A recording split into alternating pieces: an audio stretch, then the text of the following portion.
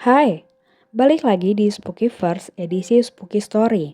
Kali ini ceritanya bersumber dari salah seorang mahasiswa yang berkuliah di salah satu kampus di Bogor, di mana organisasi mereka akan melaksanakan kegiatan rekoleksi yang pada akhirnya menguak kejadian pembunuhan satu keluarga di villa yang mereka sewa. Sayangnya, salah satu dari mereka mendapatkan teror yang membuat dia harus kembali ke kampung halamannya untuk menyembuhkan sekaligus menghentikan terornya.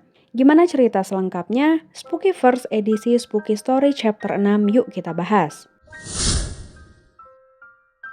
Cerita ini bersumber dari salah satu subscriber kita yang kita panggil aja dengan nama Michelle. Kejadian ini dialami oleh Michelle dan semua teman satu organisasinya pada tahun 2014. Waktu itu, Michelle baru berkuliah di semester pertama yang kebetulan Michelle juga bergabung dengan Persatuan Mahasiswa Katolik yang kita sebut saja organisasi PMK. Biasanya untuk mempererat persaudaraan, 1 tahun sekali mereka akan mengadakan rekoleksi. Rekoleksi ini semacam retreat atau ibadah lapangan yang akhirnya organisasi PMK ini menyewa sebuah villa di daerah Puncak Bogor.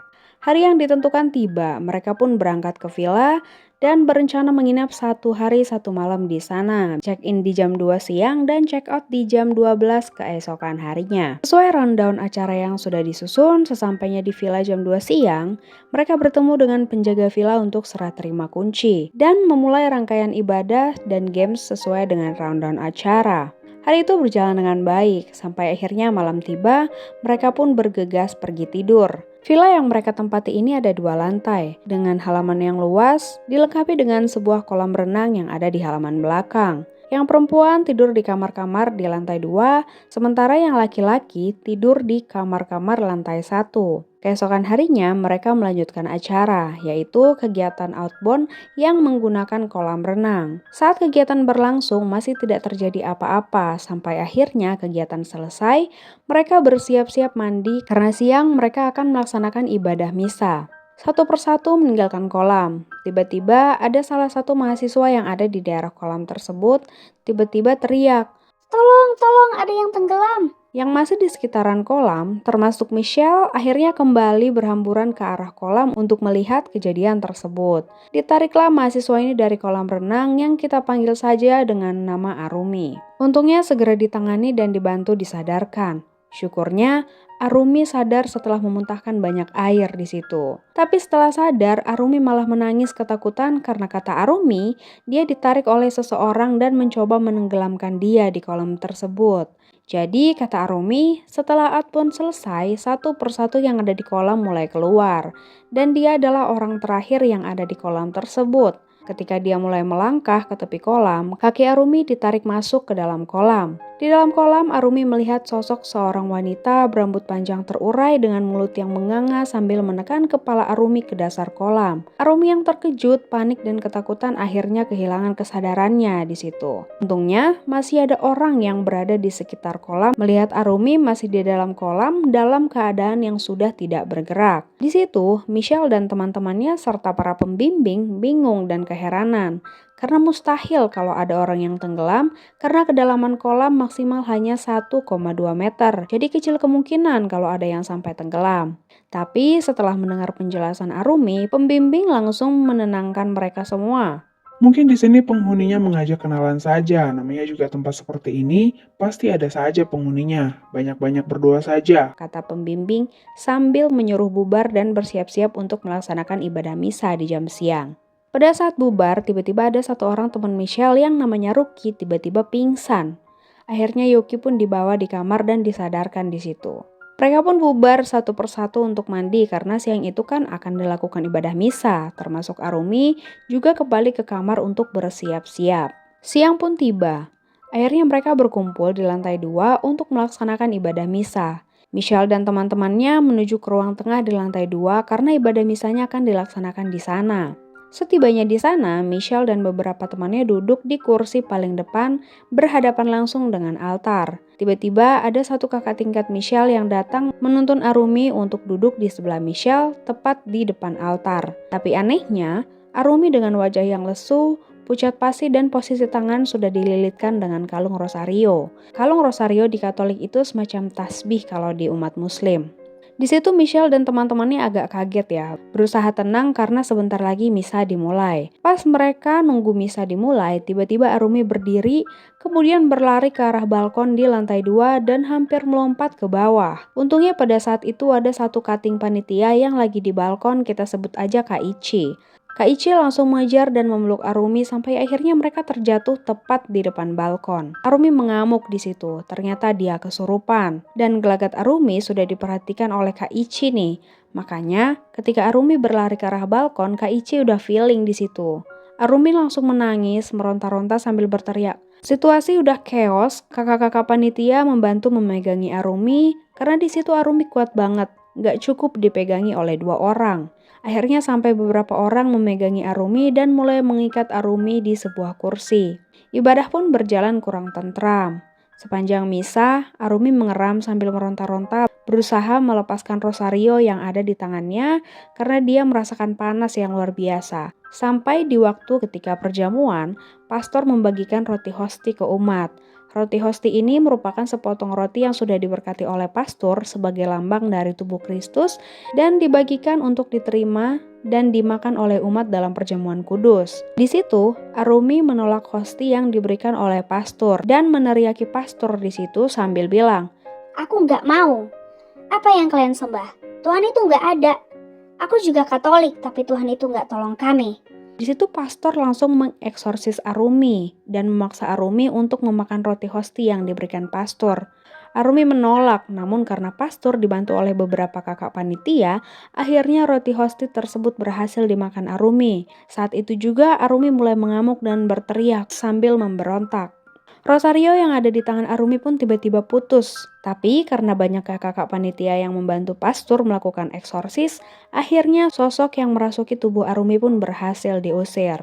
Nah, kita balik lagi ke kejadian ketika di kolam. Ternyata setelah kejadian di kolam dan Ruki yang tiba-tiba pingsan, di situ Arumi dituntunkan oleh teman sekamarnya untuk bersiap-siap menghadiri misa. Sayangnya, pas di kamar, Arumi langsung kesurupan. Teman-teman Arumi langsung memanggil kakak-kakak panitia dan pastor yang ada di sana untuk menyadarkan Arumi. Itu sebabnya Kak Ichi langsung refleks mengejar dan memeluk Arumi ketika Arumi berlari ke arah balkon. Michelle dan teman-temannya pada nggak tahu karena mereka udah kembali ke kamar masing-masing kan. Juga cuma ada beberapa orang yang ada di luar kamar aja yang dengar kegaduhannya. Setelah berhasil dieksorsis, Arumi kembali ke keadaan semula. Tapi sayangnya, fisiknya sangat lemah dan terlihat sangat lelah. Karena rundown acara mereka check out dari villa jam 2 siang, akhirnya setelah misa dan makan siang, mereka bergotong royong membersihkan sampah-sampah dan kembali ke kampus menggunakan bis yang sudah disediakan. Kita berpikir bahwa masalah yang dialami Arumi sudah tertinggal di villa kan? Tapi sayangnya nggak sampai di situ, karena teror yang dialami Arumi masih berlanjut hingga beberapa bulan setelahnya. Kita masuk ke terornya.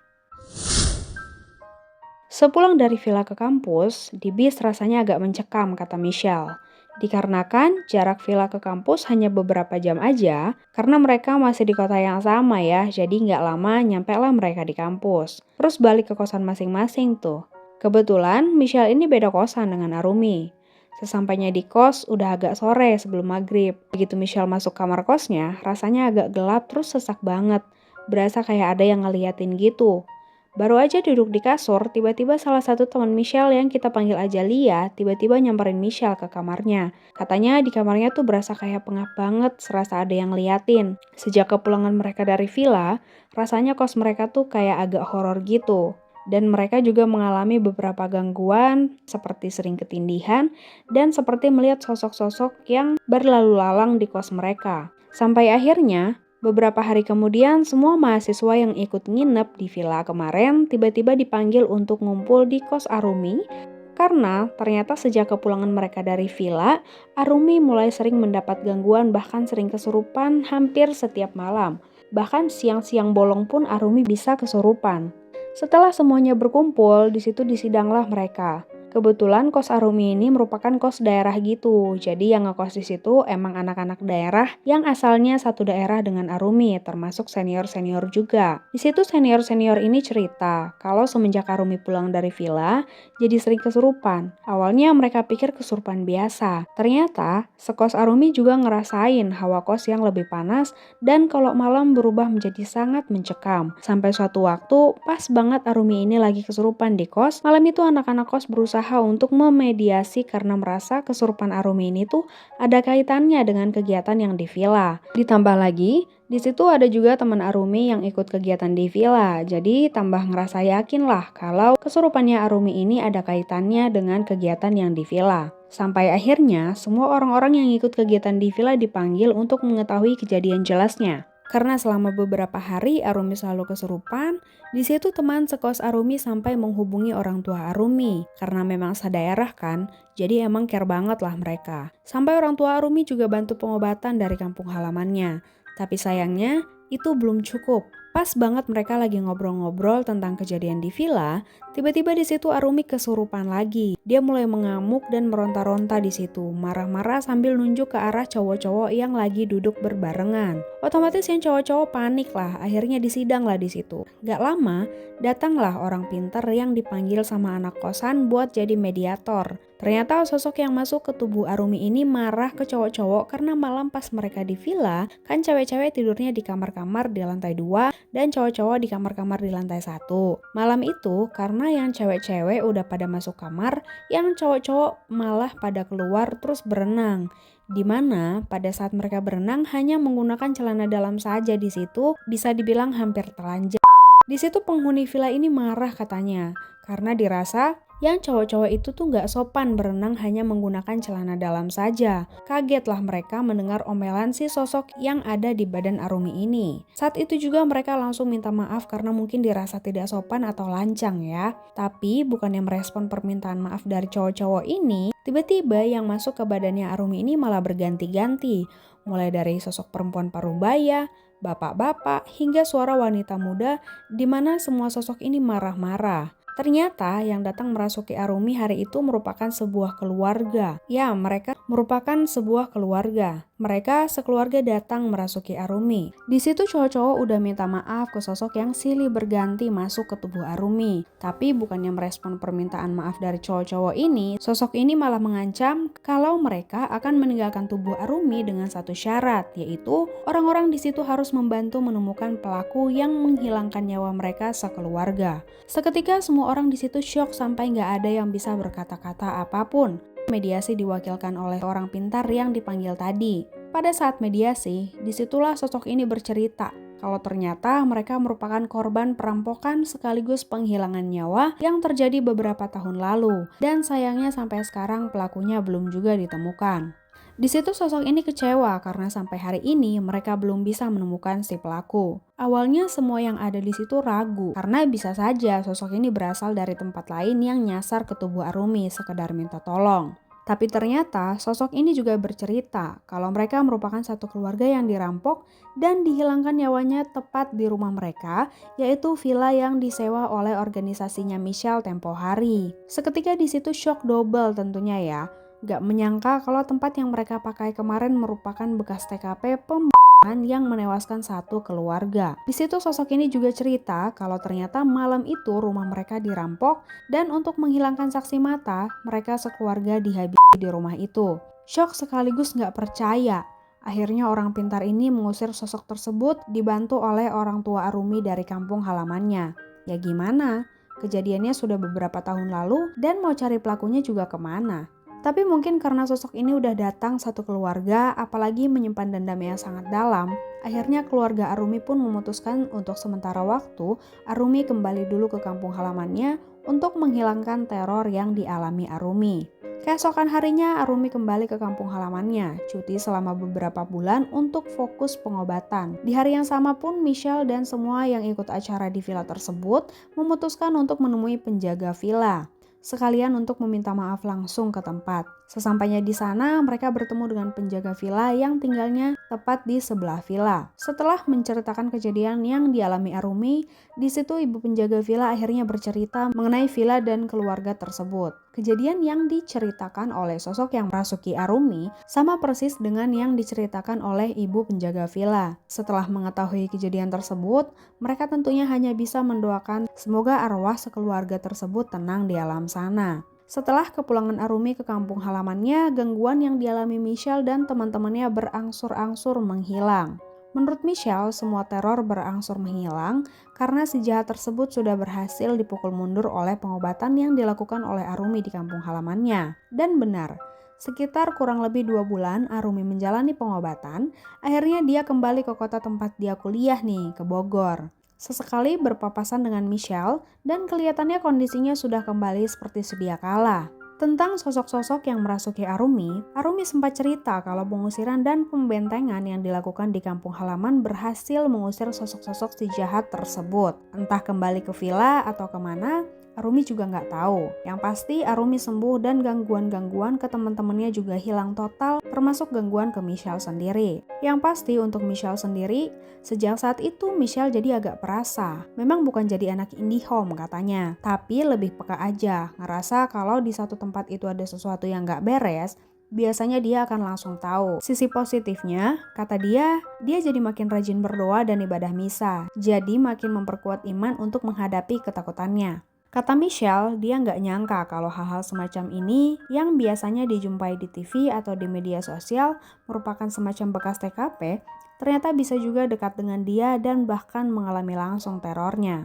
Kita berdoa untuk almarhum dan almarhumah sekeluarga, semoga dilapangkan jalannya dan diterima di sisi Tuhan, dan semoga kita selalu dalam lindungan Tuhan yang Maha Kuasa. Sekian dulu untuk cerita pengalaman horor dari Michelle. Buat kalian yang barangkali punya cerita horor serupa dan pengen bagiin cerita kalian ke kita, kalian bisa banget kirim cerita lengkapnya ke alamat email spookyfirstid@gmail.com atau cek alamat emailnya di kolom deskripsi. Dan jangan lupa juga untuk cantumin akun Instagram kalian ya, supaya tim kita tuh mudah menghubungi kalian untuk mengetahui cerita lengkapnya kalian kalau cerita kalian terpilih jadi konten di Spooky Story chapter berikutnya. Sampai ketemu di Spooky Story chapter berikutnya ya.